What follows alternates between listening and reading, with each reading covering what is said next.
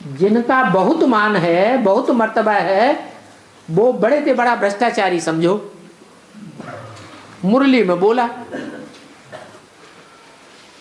इस वाक्य का अर्थ क्या है? ये बात बेसिक में ही लागू होती है या एडवांस में भी लागू होती है? बेसिक में कैसे लागू होती है?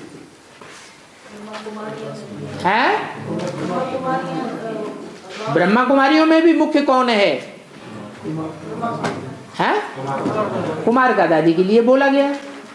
ऐसे ही एडवांस में कौन है? ब्रह्मा कुमारी, कुमारिका का बीज। यहाँ कोई कुमारिका का बीज है या नहीं है? कौन है? इस्लाम धर्म का जो बीज होगा, हाँ, जो बीज होगा वो ज्यादा पावरफुल होगा या जड़ ज्यादा पावरफुल होगी? बीज ज्यादा पावरफुल है। वो कौन है? माया बेटी ने किससे हाथ मिला लिया? जगदम्बा से हाथ मिला लिया। इतना मान मर्तबे वाली है कि जब उसके हाथ में ब्राह्मणों की दुनिया की सत्ता आ जाएगी तो सारी ब्राह्मणों की दुनिया की पालना कौन करेगी? जगदम्बा करेगी। तो सबसे जास्ती मान मर्तबा किसका हुआ? जगदम्बा का हुआ। लेकिन जो मान मर्तबा देने वाले हैं वो ये जानते हैं कि ये डूबी जा होने वाली है? जानते हैं? नहीं जानते। क्या नहीं जानते? जगदम्बा से श्रेष्ठाचारी दुनिया ही उत्पन्न होती है या भ्रष्टाचारी जगत की भी पैदाइश होती है? भ्रष्टाचारी जगत की भी पैदाइश होती है। वो दोनों का बीज है। श्रेष्ठाचारी दुनिया का बीज तब बनती है जब विजयमाला का हेड उसमें संस्कार स्वभाव से मिक्स होकर एक हो जाता है।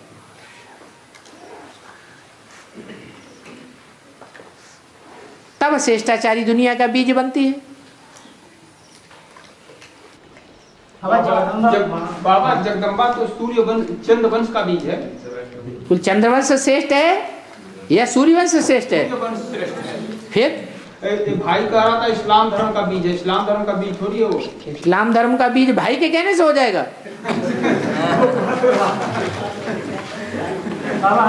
हाँ, जगदम्बा का दुर्गा के रूप में पूजा होता है ना? जगदम्बा का दुर्गा के रूप में पूजा तो होता है। दुर्गा आदि का रूप है। दुर्गुणों को दूर करने वाली कौन है? दुर्गा, जगदम्बा। वो दुर्गुण सतयुग के आदि में दूर होते हैं या कलयुग के अंत में दूर होते हैं या बढ़ जाते हैं? आदि में दूर होते हैं तब दुर्गा है शूटिंग पीरियड में, और जब बढ़ जाते हैं दुर्गुण तब क्या है? महाकाली।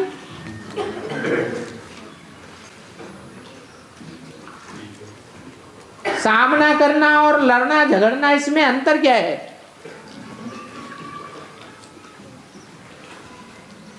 कोई अंतर है? क्या अंतर है? सामना करते हैं तो भी लड़ाई झगड़ा सामने आता है, लड़ाई झगड़ा झगड़ते हैं तो भी सामना तो करना ही पड़ता है। दोनों एक ही बातें हैं, लेकिन ये ध्यान देना है किसका सामना करना है और किसका सामना नहीं करना है, कहाँ सामना करना है और कहाँ सहन करना है। इस बात पर मुख्य मदार है। इस जन्म का दिया हुआ इसी जन्म में लौटा दूंगा और 21 जन्मों के लिए इंटरेस्ट में भी दे दूंगा।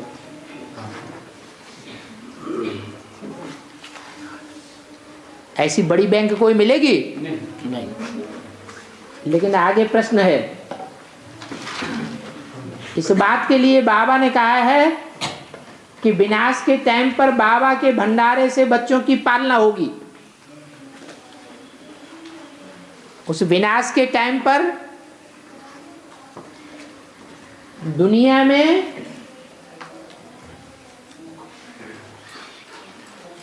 चीजों की शॉर्टेज पड़ेगी या वृद्धि हो जाएगी? तो महंगाई बढ़ जाएगी या घट जाएगी? ऐसी बढ़ी हुई महंगाई के टाइम पर बाबा बच्चों की पालना करेगा।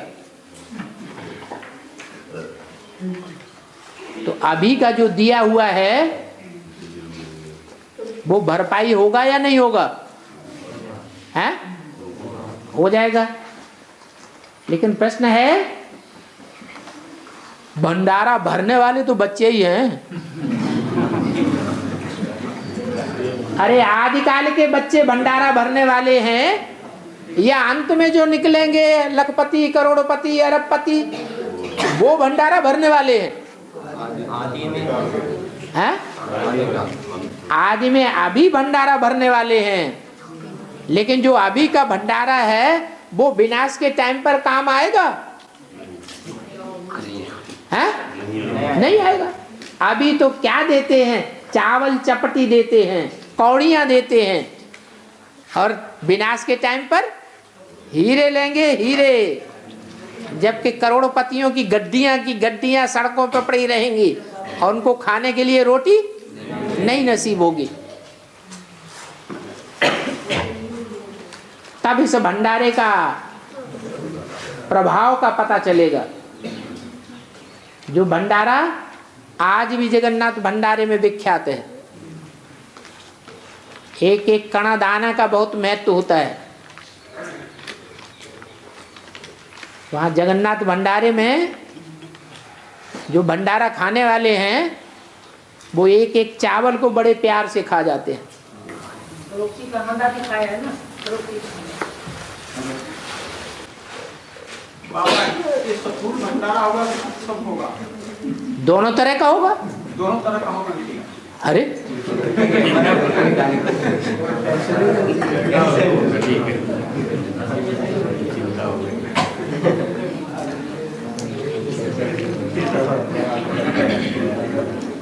ये क्या दो लाइन में, दो पेज में कथा लिख के भेजिए। बाबा जी पीछे से आ रहे हैं।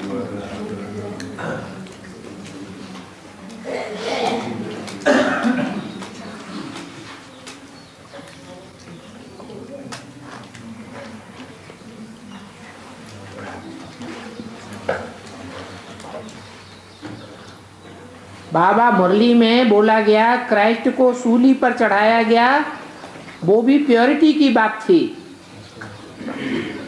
तो इसमें बेहद की शूटिंग ब्राह्मण परिवार में कैसे होती है? क्राइस्ट और कृष्ण की राशि मिलाई जाती है। क्राइस्ट के जीवन में जो भी चरित्र हुए वो किससे टैली किए गए हैं? कृष्ण के साथ।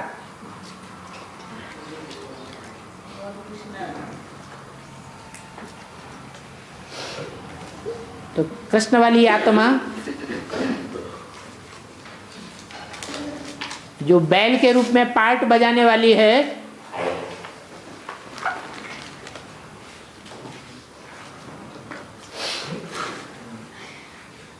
वो कंस का पार्ट है तामसी स्टेज में, या कृष्ण का सतयुगी पार्ट है? कौन सा पार्ट है? कंस का पार्ट कहेंगे। और जो कंस का पार्ट है उसमें ज्यादा पाप बनता है या कम पाप बनता है? ज्यादा पाप बनता है, 100 गुना पाप का बोझा चढ़ता है।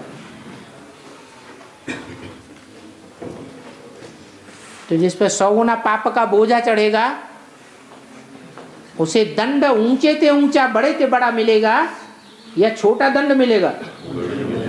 है बड़े ते बड़ा दंड मिलता है। दुनिया में बड़े ते बड़ा दंड क्या होता है? है? फांसी, सूली पे लटकाना। वो तो शरीर को सूली पे लटकाते हैं, और यहाँ है, यहाँ आत्मा को ऊपर लटकाई देगी। आत्मा कहाँ लटक जाएगी? परमधाम में लटक जाएगी।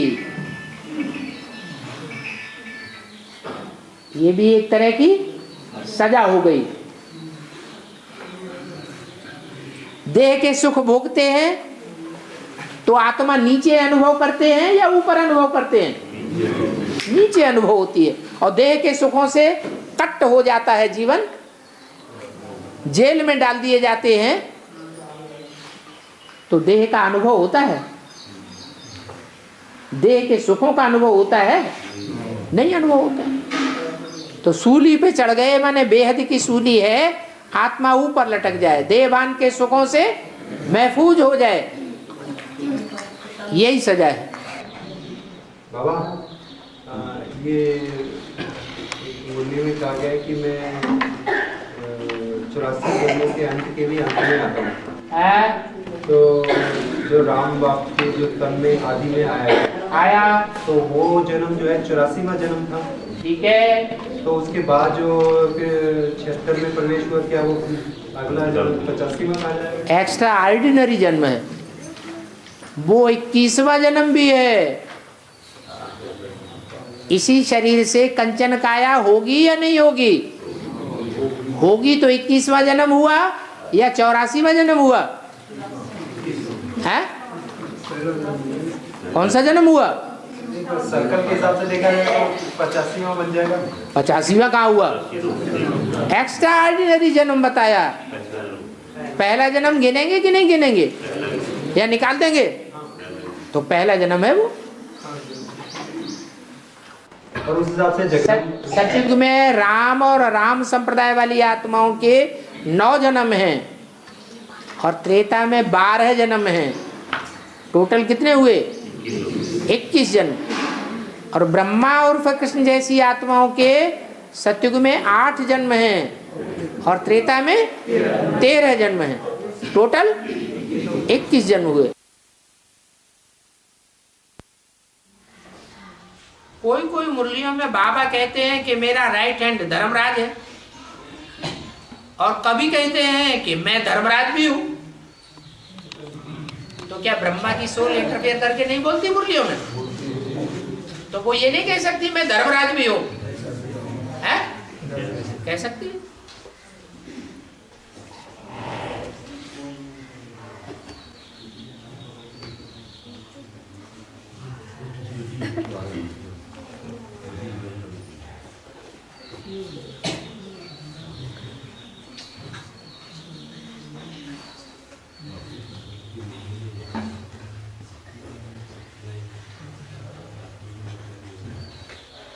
एक मुरली में कहा है कि सतयुग में देवी देवताएं बुद्धू होते हैं। तो क्या कलयुग के मनुष्य बुद्धू, कलयुग के मनुष्य बुद्धू होते हैं या सतयुग के मनुष्य बुद्धू होते हैं? किस कारण कहा कि सतयुग के देवताएं बुद्धू होते हैं? ज्ञान नहीं रहता, कि बुद्धि में ज्ञान होता नहीं है, और कलयुगी मनुष्यों की बुद्धि में भगवान आकर के ज्ञान देते हैं, तो होता है या नहीं होता है? होता है।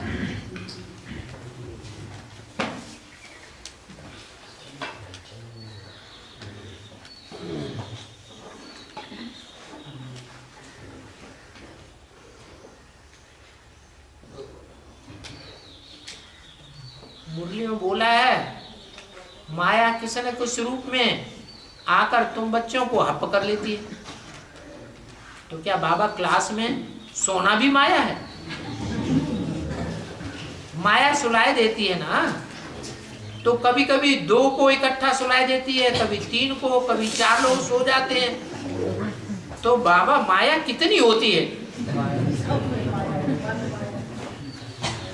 जो सारों को साथ साथ सुलाए देती है? माया तो अपने अंदर की कमजोरी की बात है। माया कोई दूसरी चीज है? माया माना 63 जन्मों की अपने अंदर की कमजोरी।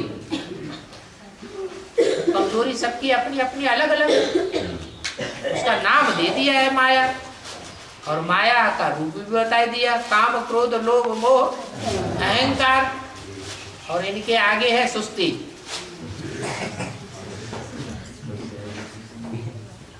जो काम क्रोध लोभ मोह अहंकार इन पांचों से परे होने लगते हैं ज्ञान के आधार पर। ज्ञान में तीखे होने के कारण माया के ये 5 रूप जिन पर असर नहीं करते, माया उनके ऊपर कौन सा रूप ढाती है? सुस्ती का रूप लाती है। अगर पापों का बोझा ज्यादा बढ़ गया है तो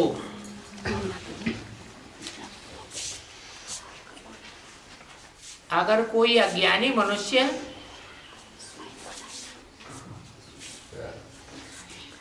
बाबा को सरेंडर हुई कन्या को थप्पड़ मार देता है तो उसे गौ घात कहेंगे या उनका हिसाब किताब बन गया?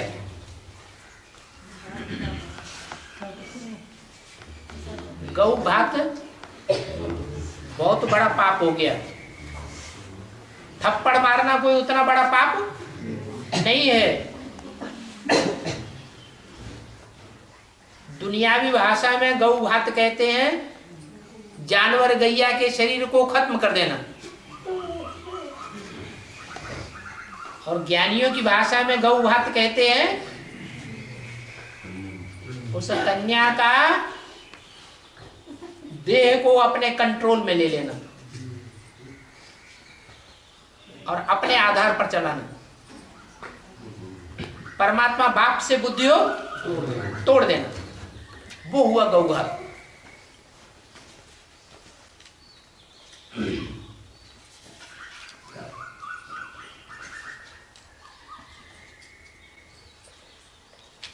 टाइम हो गया।